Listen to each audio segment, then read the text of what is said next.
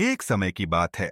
एक विशाल राज्य में एक बुद्धिमान और न्यायप्रिय राजा राज करता था। राजा की रानी अत्यंत सुंदर और गुणवान थी।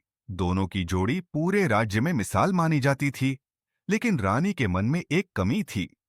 राजा अपने राजकाज में इतना व्यस्त रहते थे कि रानी अक्सर अकेलापन महसूस करती थी।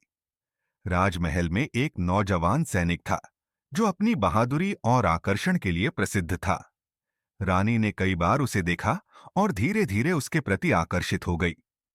राजा की व्यस्तता और सैनिक की निकटता ने रानी के दिल में ऐसी भावनाएं पैदा कीं जिनके बारे में वह खुद शर्मिंदा थी। रानी और सैनिक का रिश्ता समय के साथ रानी और सैनिक का रिश्ता गहरा हो गया। उन्होंने चोरी छिपे मिलने का फैसला किया। लेकिन महल में ऐसी बातें लंबे समय तक छिपी नहीं रहती। एक दिन एक वफादार मंत्री ने राजा को इस बारे में जानकारी दी। राजा ने पहले तो इस बात पर यकीन नहीं किया, लेकिन जब उसने सबूत देखे तो वह बहुत दुखी और क्रोधित हुआ। राजा ने सैनिक को बंदी बनाने का आदेश दिया और रानी से इस बारे में बात की। रानी का पश्चाताप। राजा के सामने रानी ने अपनी गलती स्वीकार की और कहा, मुझे माफ कर दीजिए, मैं आपकी उपेक्षा के कारण बहक गई, लेकिन मैं अपने कृत्य के लिए गहरा पछतावा महसूस करती हूं।